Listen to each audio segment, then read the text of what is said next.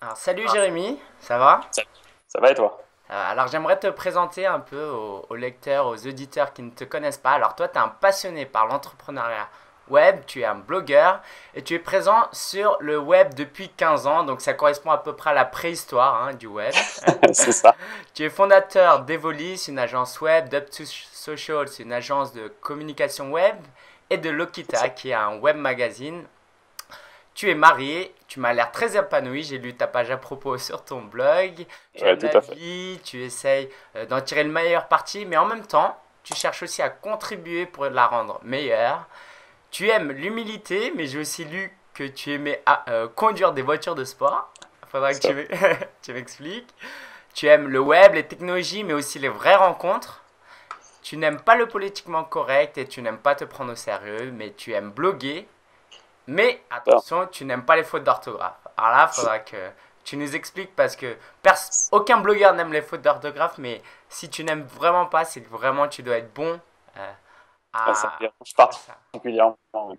Comment? Ça me dérange particulièrement. Ça te dérange particulièrement. Alors, faudra que tu nous dévoiles quelques secrets parce que les blogueurs, Ça, je pense qu'il y a un gros paquet de blogueurs qui ont du mal avec ça. Alors, c'est clair. j'aimerais te poser une question juste pour que tu puisses te présenter un peu plus en détail. Est-ce que tu peux Vas-y. raconter un peu ton parcours et comment tu es arrivé à en être là, à être entrepreneur? Donc, depuis tes études jusqu'à aujourd'hui. Alors écoute, les débuts de l'entrepreneuriat, en fait, c'est assez atypique. Quand j'ai voulu passer mon bac, j'avais prévu de plein de choses pour gagner ma vie pendant mes études, pour pouvoir financer mes études. Ce que j'avais pas prévu, c'est que je raterais mon bac. Ah, Et donc, j'ai raté mon bac. Mon école, qui m'avait accepté sur concours, m'a finalement refusé. Et puis, je me suis retrouvé avec un job de freelance, avec plein de demandes que j'avais déjà commencé à initier, et pas d'école. ok. Donc j'ai commencé à bosser comme ça. Alors, Et pardon, c'était des missions de freelance sur quoi? au début, c'était vraiment des missions de développeur, hein. Ah ouais, C'était, déjà. il y a 15 ans, c'était le début du HTML. Le PHP n'existait pas Ah, encore. d'accord. 2, 3 ans après, on a vu arriver l'ASP, qui a disparu depuis. Ok. Donc voilà, vraiment, c'était au début des choses très techniques qui aujourd'hui font bien rigoler. Mais Ah ouais. par exemple, il y a 15 ans, j'ai passé plus de 2 ans à travailler sur des intranets à une époque où personne connaissait ça. Et c'était une petite révolution dans l'entreprise. Mais aujourd'hui, tout le monde a ce genre d'outils Ouais. et beaucoup mieux que ce qui existait à l'époque, c'est certain. Mais donc voilà, donc ça a commencé comme ça, vraiment en freelance pendant 2, 3 ans. Et il se trouve que ça a particulièrement bien marché. Et que comme ça marchait bien, j'ai vite compris que je ne pouvais pas y arriver tout seul. Et donc j'ai dû monter une entreprise qui a été ma première agence web, recruter des gens, faire venir un peu d'argent aussi de l'extérieur parce que on s'est monté en recrutant 12 personnes, donc ça demandait un petit peu plus de fonds que ce que j'avais. Mhm. Donc voilà, ça a été le début d'une aventure, mais pour moi c'était un chemin logique. Ok. C'était soit j'arrêtais mon activité et je rentrais comme salarié, soit je continuais sur la même voie et je passais juste l'étape du dessus et je montais une entreprise. Ok. Alors, tu avais vu une opportunité, c'était lié aussi à une passion que tu avais dans ces aspects techniques. Pourquoi tu as continué pendant 2 3 ans? Parce que je suppose que, je sais pas, ta famille, elle te supportait en même temps ou pas? Ouais, j'ai eu la chance d'avoir un vrai soutien de ma famille. À l'époque, j'avais 17 ans, donc je faisais ça dans la chambre, dans ma chambre chez mes parents. Enfin, ouais, voilà, c'était assez caricatural, tu vois, le geek comme tu l'imagines à 17 ans, c'était un peu ça. C'était un peu ça. J'ai eu beaucoup de chance d'être soutenu par ma famille, par mes amis. Là-dessus, je m'en suis toujours bien sorti. Et puis, comme je te dis, pour moi, c'était la suite logique. Il n'y a jamais eu de grosse réflexion à se dire est-ce que je dois devenir entrepreneur ou pas. Mhm. Mon activité marchait bien, je voulais aller encore un peu plus loin. La suite logique, c'était de pas y aller tout seul, donc c'était de recruter des gens. Ok. Alors, c'est intéressant parce que est-ce que tu pourrais dire que si tu avais réussi ton bac et que tu aurais continué des études supérieures, ça aurait peut-être repoussé ton aventure dans l'entrepreneuriat? Ah ouais, c'est même certain. C'est même certain. Écoute, je peux te donner un exemple assez concret. Mon meilleur ami de l'époque, avec qui je suis encore très copain, Mhm. a fait l'école que je voulais faire, l'EPITA pour pas la citer. Ouais. Donc il a fait 5 ans d'études. En sortant de là, il a galéré quelques années avec son projet. Donc pendant 10 ans, on va dire, moi je travaillais, donc je m'en sortais largement mieux que lui, je gagnais mieux ma vie. Et au bout de 10 ans, son entreprise a commencé à bien fonctionner, et là, il commence à faire de l'argent. Donc, il a mis 10 ans pour arriver quelque part où moi j'étais il y a 10 ans, Mhm. sauf qu'au bout d'un moment, tout s'aplatit. Donc finalement, aujourd'hui, on en est au même point. Je suis entrepreneur, il est entrepreneur, et tout se passe bien pour nous deux. Mais c'est vrai que le parcours a été très différent. J'ai pas connu la vie d'étudiant, j'ai pas connu les galères de stage, de début de premier emploi, de tout ça. Moi, je les ai jamais connus. J'ai jamais eu de premier emploi. Mon premier emploi, c'est moi qui l'ai créé. D'accord. Donc voilà, j'ai une vie très différente et très atypique par rapport à ça. Mais j'ai pas de regrets là-dessus. D'accord, Voilà, ouais, c'est ce que j'ai compris. même si ça a été compliqué de le lancer à 19 ans et que honnêtement, je recommencerais aujourd'hui, je ferais sûrement des choix différents. Ça a toujours été passionnant, quoi. Mhm. Et puis, très franchement, c'est aussi un encouragement pour ceux qui nous écoutent et ceux qui te connaissent de savoir que l'échec scolaire, c'est loin d'être un échec d'une manière générale. On peut réussir et il faut vraiment pas s'arrêter à ça. Bah, après, faut faire un choix. En fait, moi, j'étais pas mauvais à l'école, mais j'ai franchement pas beaucoup travaillé les dernières années, on va dire ça comme ça. Mhm. Par contre, j'ai arrêté l'école pour me lancer et je suis devenu un bourreau de travail. Donc en fait, j'ai beaucoup plus travaillé par moi-même en sortant de l'école qu'en y étant. C'est-à-dire, pour te donner un ordre d'idée, quand j'ai commencé en freelance, je me tapais 3 bouquins de programmation par semaine. Ah ouais, ok. Et j'ai très vite eu un bon niveau parce que fallait en passer par là. J'avais pas le choix. Ok, ok. Donc c'est peut-être pour ça que moi je fais beaucoup plus de fautes d'orthographe que toi parce que je suis allé à l'école bien trop longtemps. Alors ça doit être ça. Écoute, l'orthographe pour moi, ça a été quelque chose depuis mon plus jeune âge. Tu me parlais du soutien de ma famille tout à l'heure. Ouais. Moi, ma famille, quand j'étais jeune, elle m'a pourri la vie pour que je fasse pas de faute d'orthographe. Ah, d'accord. Et puis moi, je me rappelle de l'époque où j'avais des dictées. Enfin, c'était un enjeu, quoi, vraiment.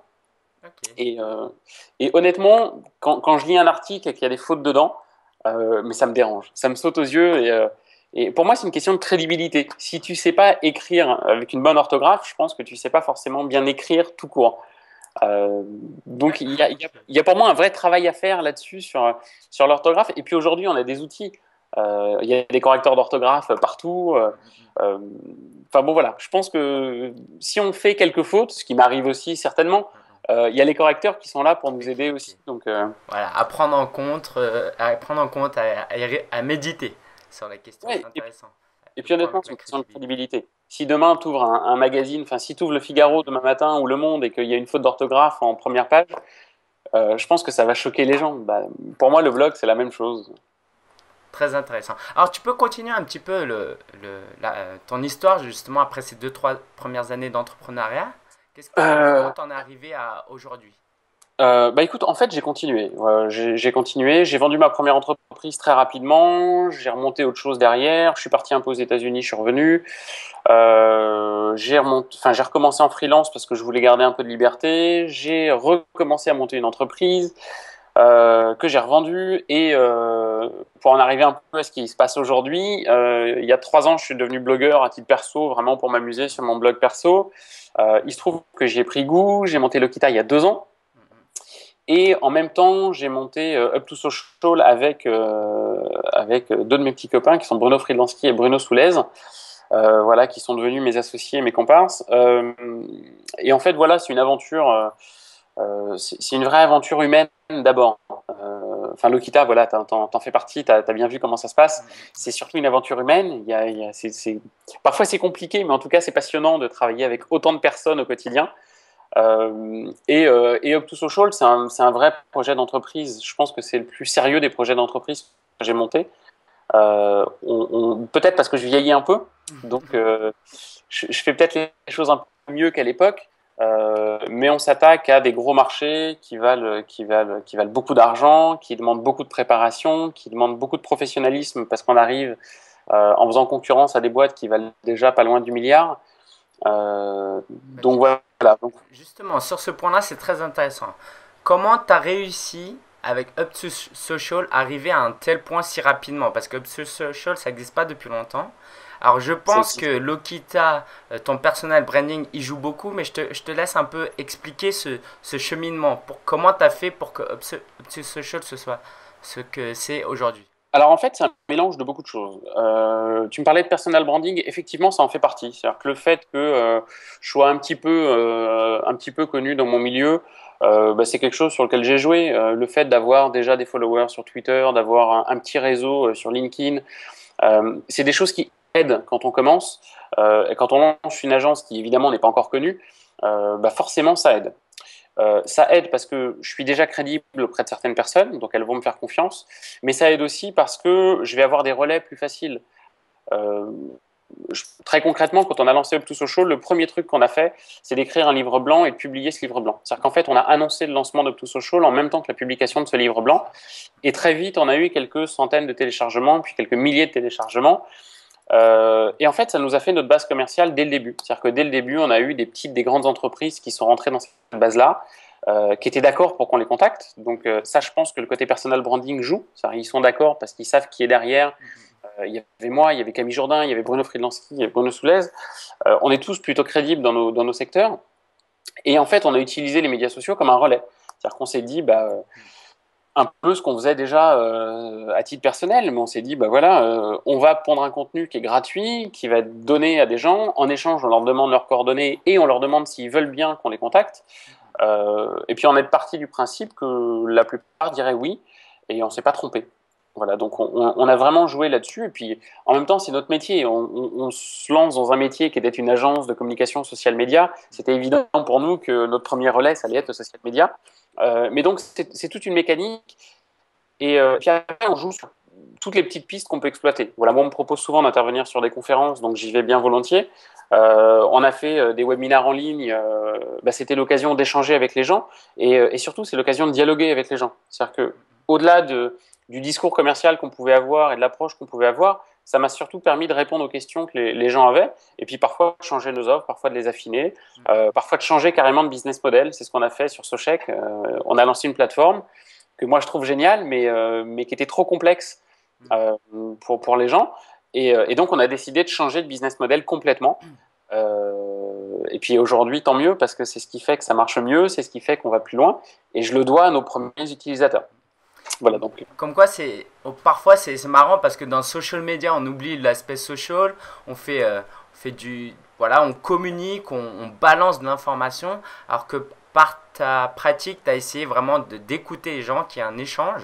Et on le voit aussi, je vois sur ton blog que tu n'hésites pas à inviter les gens à te contacter, à leur dire où tu te trouves. Et c'est vraiment ça qui est intéressant, l'interaction, l'engagement, hein, comme on dit, dans le milieu. C'est vraiment ça qui importe.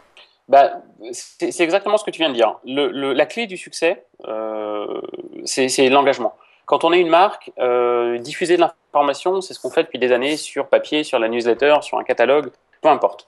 Ce qui fait la différence sur les réseaux sociaux, c'est l'engagement, c'est le fait que les gens peuvent nous contacter, peuvent nous écrire, peuvent répondre à ce qu'on leur dit et peuvent intervenir tout simplement. Et donc, c'est ça qui crée la valeur.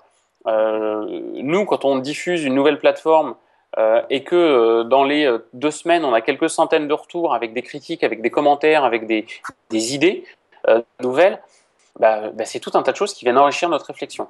Et dans l'eau, je dois avouer qu'il y en a auxquelles on n'avait pas pensé. Donc c'est toujours plus intéressant tout simplement de discuter avec ses utilisateurs. Et aujourd'hui, c'est quelque chose, je pense, que la plupart des grandes marques commencent à faire, et que les petites entreprises devraient faire un peu plus. Parce que nous, on est toujours une toute petite entreprise, hein, mais on profite vraiment de cet élan-là et de cette discussion-là avec nos internautes, c'est certain. D'accord. Alors j'aimerais rejoindre un peu ce point-là où tu es assez, tu interagis sur les médias sociaux et ce que tu disais tout à l'heure avec le personal branding, avec quelque chose qui m'a marqué une fois, hein, qu'on s'était rencontré autour d'un café avec quelques rédacteurs de Lokita et tu m'as dit, moi pour mon business, j'ai pas besoin de faire de marketing, ça se fait tout seul, la communication ça se fait toute seule, j'ai pas besoin d'avoir un pôle marketing. Alors, est-ce que tu peux nous en dire un peu plus justement à la lumière des médias sociaux? Alors, il y a un truc qui revient, qui est ma baseline, c'est que le contenu est roi. Voilà, c'est la base de ma réflexion. À partir du moment où tu es présent sur les réseaux sociaux, c'est-à-dire que tu as une page Facebook qui est bien tenue, que tu es un peu sur Pinterest, que tu es un peu sur LinkedIn, que tu es un peu sur Twitter, si tu diffuses un contenu qui est intéressant, très rapidement, ça va se propager. Je dis pas que ça va faire du buzz et que tu vas avoir des millions de pages vues, mais ça va faire quelques centaines, milliers de vues sur un blog, par exemple, si c'est un article. Mais donc, le cœur de tout ça, c'est le contenu. Mm. Et à partir du moment où tu es capable d'éditer un contenu intéressant, ben en fait, tu n'as pas besoin de dépenser de l'argent pour faire du marketing. Ton contenu, il va se diffuser tout seul. Les gens qui sont ta cible vont probablement à un moment ou à un autre tomber sur ce contenu-là. Et c'est eux qui vont faire la démarche de te contacter. Mm. Et nous, c'est ce que je te disais tout à l'heure avec les livres blancs, par exemple. On a la démarche de produire du contenu, de le diffuser. Et en fait, ce qui s'est passé, c'est qu'avant même qu'on ait le temps de contacter les gens, on en a déjà quelques dizaines qui nous avaient contactés en nous disant bah, c'est intéressant et je voudrais qu'on aille plus loin. Et donc, en fait, c'est pour ça que je dépense pas de ressources en marketing à proprement parler, mais je dépense beaucoup de ressources sur les réseaux sociaux. Voilà, tout simplement. C'est une forme de marketing, hein, bien Oui, oui, évidemment. oui. Bah, Mais ce que je justement, veux dire, c'est qu'on ne va pas de bannière, on va pas aller dépenser d'argent pour gagner de la visibilité. On va dépenser du temps et ça va nous faire gagner de la visibilité. vous n'allez pas faire de la publicité, par exemple, quoi. Pas de AdWords et des trucs comme ça. Bah, aujourd'hui, on est surtout dans un métier qui est très B2B et qui est très neuf. Aujourd'hui, aller parler à une entreprise de médias sociaux, faut l'évangéliser, il faut lui expliquer vraiment ce que c'est. Donc des entreprises qui vont taper communication social média sur Google, il n'y en a pas tant que ça, et en tout cas pas suffisamment pour que ça soit rentable pour nous. En revanche, aller diffuser un contenu, bah, de temps en temps, ils vont tomber sur un article de blog, de temps en temps, ils vont tomber sur un livre blanc, et de temps en temps, c'est nous qui allons aller les chercher, bien évidemment. J'ai une équipe commerciale. Donc au final, c'est ça qui va nous être utile, et c'est ça qui fait qu'on va bah, d'abord créer de l'engagement et après, éventuellement, créer du business. Justement, sur ce que tu disais, le contenu est roi, moi je suis tout à fait d'accord. D'ailleurs, je voulais avoir un peu ton avis sur le marketing par contenu, hein, on appelle un peu ça comme ça en anglais, le content marketing, et le blogging aussi. Et sur Donc, comment tu as réussi toi à capter ces gens? C'est parce que ton livre blanc, ce que tu publiais, ça répondait à des besoins. Et c'est ça qui devient intéressant. En quoi le marketing par contenu, en quoi le blogging et l'utilisation des médias sociaux, ça peut te faire ta promotion en répondant à tes besoins. Donc, sur peut-être un peu, peut-être si tu pouvais en dire un peu plus sur l'aspect du blogging. Bah, je vais dire deux choses. D'abord, sur les livres blancs, on choisit nos livres blancs parce qu'ils répondent à un besoin. On choisit le thème de notre livre blanc parce qu'il répond à un besoin. C'est Euh, voilà. Et on essaye d'être le plus généraliste possible. C'est-à-dire qu'on ne va pas s'adresser à des experts, à des agences de com, à des gens qui sont dans le métier. On va s'adresser à monsieur tout le monde qui n'est pas encore dans le métier, qui est éventuellement un client et qui a besoin de comprendre des choses. Donc, les thèmes de nos livres blancs, ils sont choisis comme ça. Ils sont choisis parce qu'on estime que notre cible a besoin de lire ce qu'on va écrire. Voilà, donc ça c'est la première chose. Le blog, c'est un peu la même chose, mais au quotidien. C'est-à-dire que c'est un peu la même chose. On va évidemment parler de choses qui vont intéresser notre cible, du moins je l'espère. On va rajouter une petite couche d'actualité parce que ça intéresse aussi les gens de savoir ce qui se passe chez Facebook, ce qui se passe chez Twitter, quels sont les nouveaux services. De temps en temps, on va faire un billet beaucoup plus technique. Par exemple, on avait fait des billets, je me rappelle, sur l'Open Graph, qui est hyper complexe et qui est hyper technique et que la plupart des gens ne comprennent pas du tout. Donc on a essayé à la fois d'un côté de l'évangéliser, donc d'essayer d'expliquer simplement ce que c'était, et de l'autre côté de faire exactement le contraire, c'est-à-dire d'aller à fond dans la technique pour que des gens qui se posent vraiment des questions techniques comprennent que nous on a la maîtrise de ce truc-là et qu'ils peuvent faire appel à nous s'ils ont des besoins pointus. Mais donc en fait voilà, le blogging pour nous c'est une forme de marketing en ligne. On n'écrit pas sur des sujets juste pour écrire et juste pour se faire plaisir, même si j'adore ça. Mais on va écrire sur des thématiques qui répondent en fait à notre univers professionnel. Voilà. Et donc c'est tout simplement, hein, on a défini une ligne éditoriale par exemple sur Up2Social et on sait qu'on peut intéresser notre cible en écrivant sur ces sujets-là. Après, c'est utile à deux niveaux. C'est utile parce qu'on va nous voir sur les réseaux sociaux. Et donc, j'espère que nos clients potentiels vont lire nos articles et vont tomber dessus. Et parce qu'en termes de référencement aussi, c'est intéressant. On ne parle plus beaucoup de référencement ces derniers temps. Mais être bien positionné sur Google, ça reste quand même une des clés pour gagner de la visibilité gratuitement sur un site internet. Donc bien choisir ces thèmes et ces mots-clés et les termes qu'on veut utiliser, ça fait partie du travail d'un bon rédacteur, j'ai envie de dire. D'accord. Alors là, tu parles d'un point très important, c'est le, le temps et l'énergie que tu dépenses sur le blogging et sur les médias sociaux. Parce que autant les médias sociaux, ça peut faire du buzz, mais le contenu, il faudrait quand même le garder d'une certaine manière chez soi. Parce que Facebook, on ne sait pas, dans 2 3 ans, ça peut disparaître. On n'en sait absolument rien.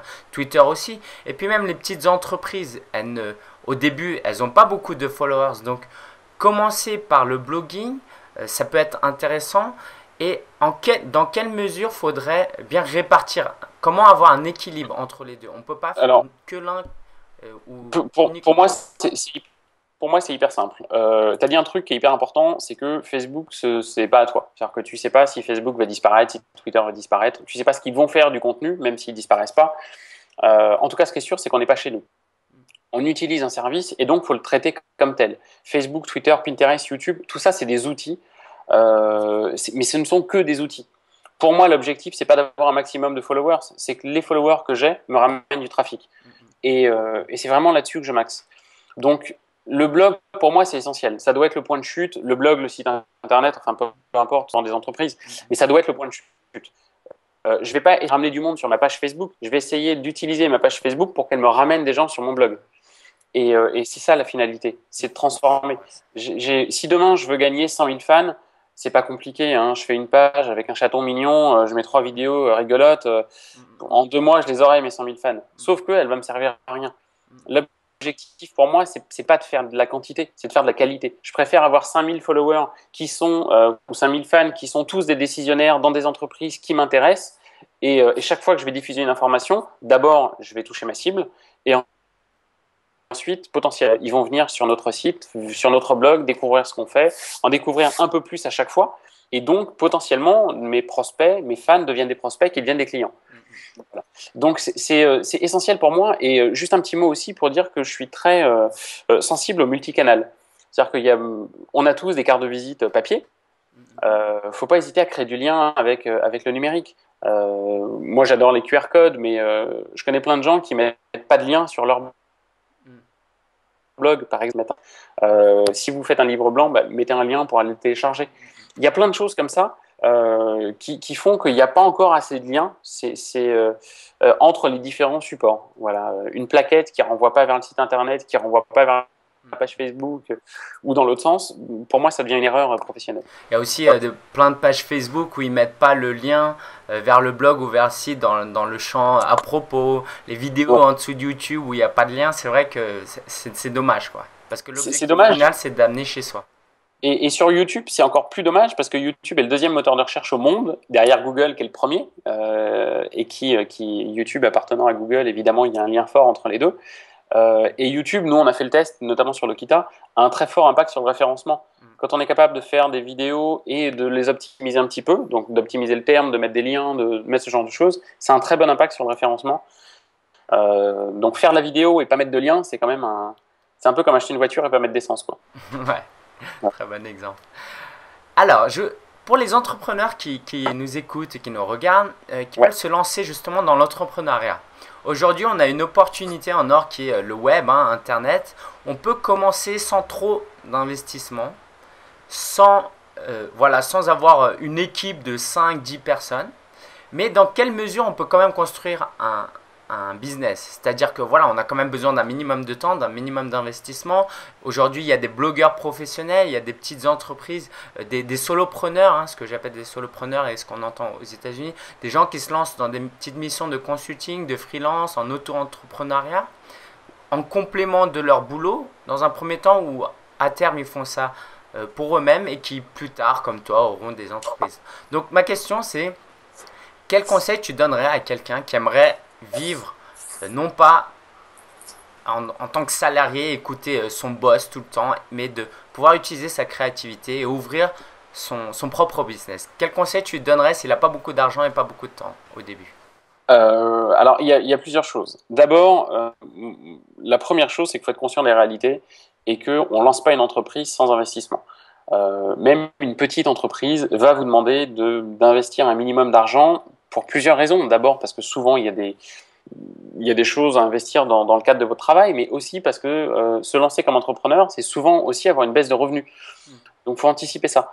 Ceux qui pensent que je deviens patron, donc je gagne bien ma vie, ça marche pas comme ça. C'est même souvent le contraire. La plupart des entrepreneurs en France gagnent le SMIC. Je crois que le salaire moyen de l'entrepreneur, je parle pas du CAC 40, mais de l'entrepreneur moyen. D'ailleurs, les dirigeants du CAC 40 ne sont pas des entrepreneurs. Mais le salaire moyen en France d'un entrepreneur, je crois que c'est 1600 euros. Donc on est très très loin justement des salaires des patrons du CAC 40. Donc faut être conscient de ça et faut bien s'y préparer. Faut pas sous-estimer l'investissement, ni le vôtre, ni celui de votre projet. Dans le e-commerce, par exemple, très souvent, j'ai des gens qui viennent me voir en me disant je veux créer mon site internet, j'ai 20 000 euros à mettre dans le site internet, ok. Et derrière, je leur demande mais quel est votre budget de communication? Ils me disent rien, j'ai 20 000 euros à mettre dans le site internet. Et donc je leur explique qu'il va falloir changer de méthode, que leurs 20 000 euros, ça va devenir 3 000 euros pour le site internet et 15 000 euros d'investissement pour faire leur marketing et leur promotion, parce que c'est ça l'enjeu. C'est plus le marketing qu'autre chose. En fait, ça dépend beaucoup des métiers. Ça dépend beaucoup des métiers. Si demain, quelqu'un veut se lancer en tant qu'entrepreneur, je ne sais pas, par exemple, un développeur, il va sûrement être missionné par d'autres. Il y a des entreprises qui cherchent sans arrêt des bons freelances. Pour peu qu'il ait établi quelques liens avec ces entreprises-là, il va rapidement pouvoir remplir son carnet de commandes des 6 prochains mois. Maintenant, si vous voulez lancer, je ne sais pas, un service, ou en ce moment, je vois beaucoup de gens qui veulent se lancer dans les applications, par exemple, qui voulaient développer des applications iPhone. Faut prévoir le temps, faut prévoir tous les inconvénients que ça a, et faut prévoir tout ce qui est pas prévisible, justement. Faut prévoir qu'il va vous tomber dessus des choses que vous n'avez pas prévues, et que si vous n'avez pas de marge de manœuvre, ça peut être fatal dès le début. Voilà. Et puis aussi, on n'en parle jamais, mais il faut prévoir que ça marche pas aussi bien que ce que vous pensez. Vous avez l'idée géniale, c'est absolument génial sur papier, sauf que quand vous le lancez, personne ne comprend. Ce qui nous est arrivé, hein, le cas de Sochec, c'est exactement ça. On a une idée géniale et moi j'y crois à fond, hein, mais même aujourd'hui, je continue à y croire. Sauf que ça n'a pas marché commercialement parlant, donc il a fallu rebondir. Et si on n'avait pas prévu de marge de manœuvre, on se serait cassé la gueule comme n'importe qui, de pas assez prévoyant. Donc voilà, donc il faut vraiment faire attention à ça. Et juste un mot par rapport à ce que tu as dit sur les blogueurs. Il y a très très peu de blogueurs en France qui gagnent leur vie grâce au blogging. Je pense qu'ils se comptent sur les doigts d'une main, peut-être de deux mains, mais à grand maximum. Donc il faut aussi faire attention au fait que ni le blogging, ni le numérique de façon digitale, de façon globale, enfin le digital, ne sont des Eldorado.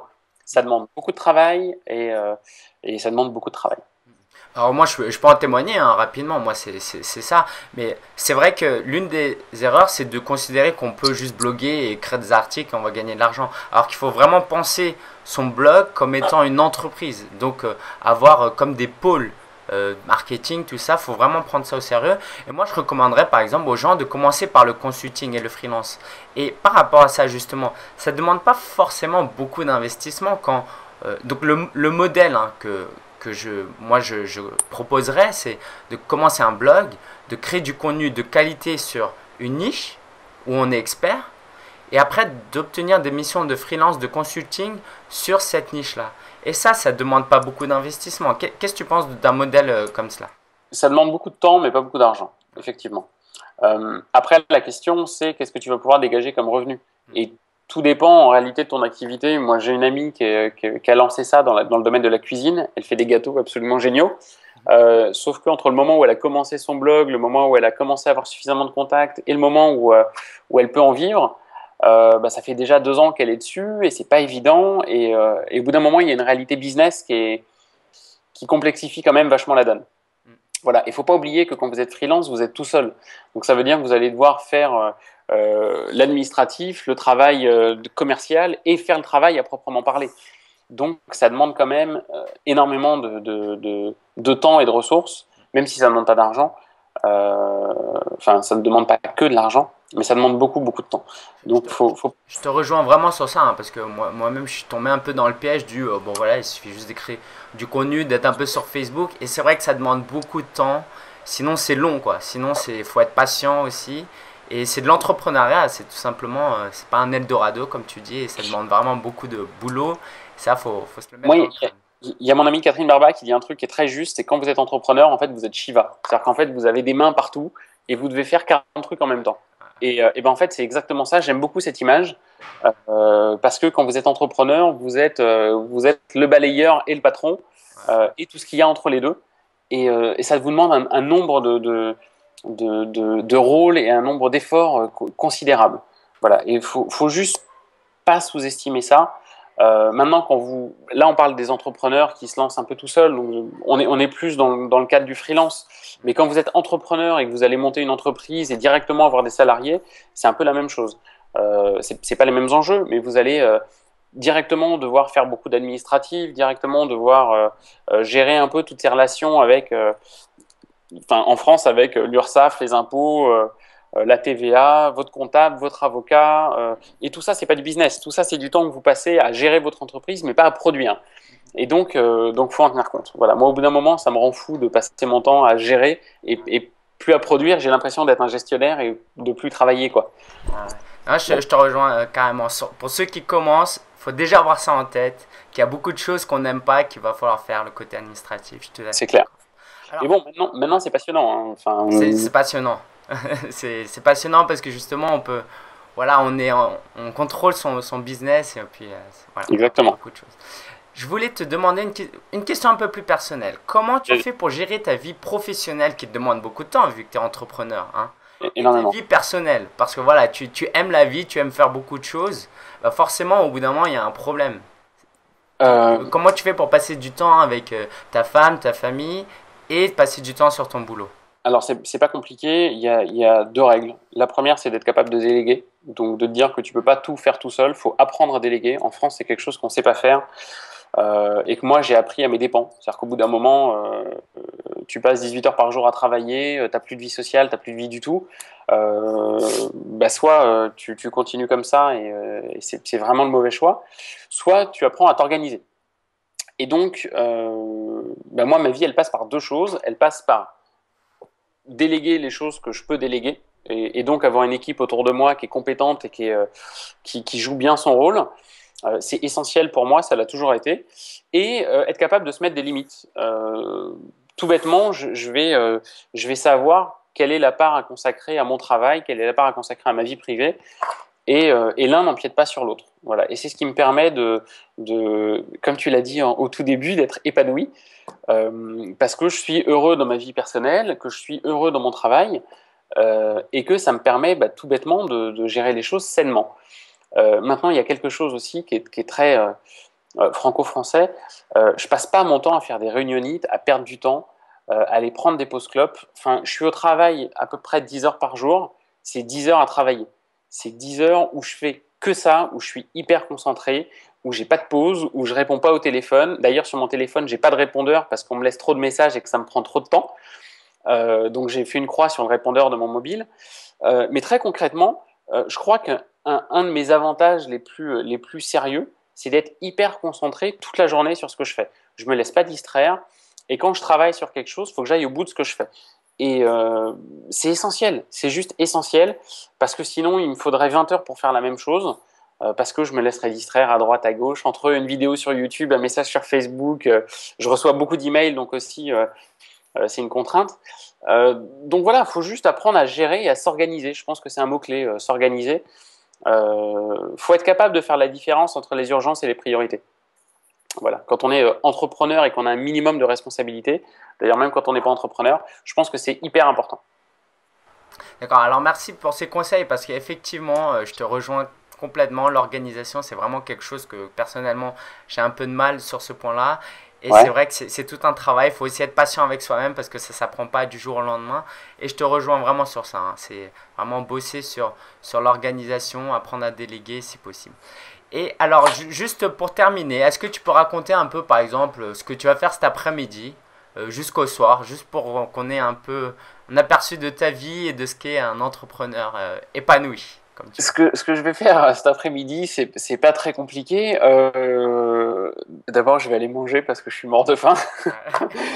dis. Et enfin, on vient de me déposer un sandwich, donc je vais manger ça rapido. Super. Et non, j'ai beaucoup de choses à faire. Ce que je fais tous les jours, en fait, c'est pas très compliqué. J'ai pas de réunion aujourd'hui, ce qui est une bonne chose. Je vais pouvoir travailler vraiment, enfin être efficace là-dessus. Je vais préparer mes réunions de demain. On a un gros point avec mes associés sur le lancement de Sochec qui se fait dans quelques jours. enfin le relancement du nouveau Sochec qui se fait dans quelques jours. Je dois avoir 60 emails à gérer, donc je vais commencer par ça. Donc voilà, je vais gérer un petit peu tout ça cet après-midi. T'as une voiture de sport que tu vas conduire aujourd'hui? Alors écoute, j'ai plus de voiture de sport. J'ai vendu ma voiture de sport il y a 2 mois. Je reçois ma nouvelle voiture jeudi.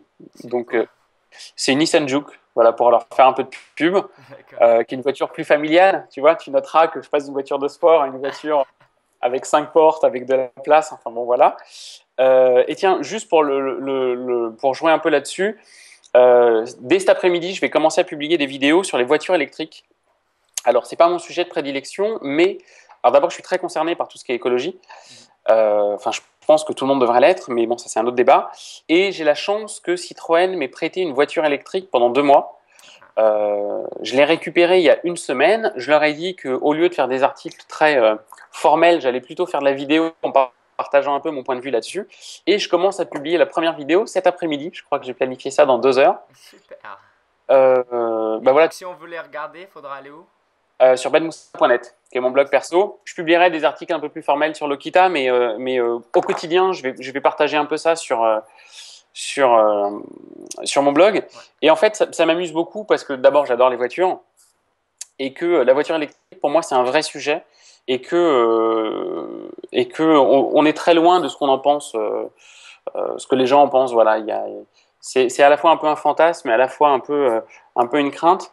Et je suis très content de pouvoir tester ça vraiment avec tous les avantages et inconvénients. Donc je vais partager ça. Voilà, donc je suis assez loin de la voiture de sport. Ok, super. Ah bah, on voit vraiment que tu arrives à rejoindre passion, loisir et business. C'est super. J'essaye. Alors, bah écoute, merci beaucoup Jérémy pour cette interview. J'ai personnellement beaucoup appris. Je pense que mes auditeurs, lecteurs vont beaucoup t'apprécier. Où est-ce qu'on peut te retrouver si on va en savoir plus sur ce que tu fais? Ton blog? Alors, sur ce que je fais, mon blog perso, c'est benmoussa.net.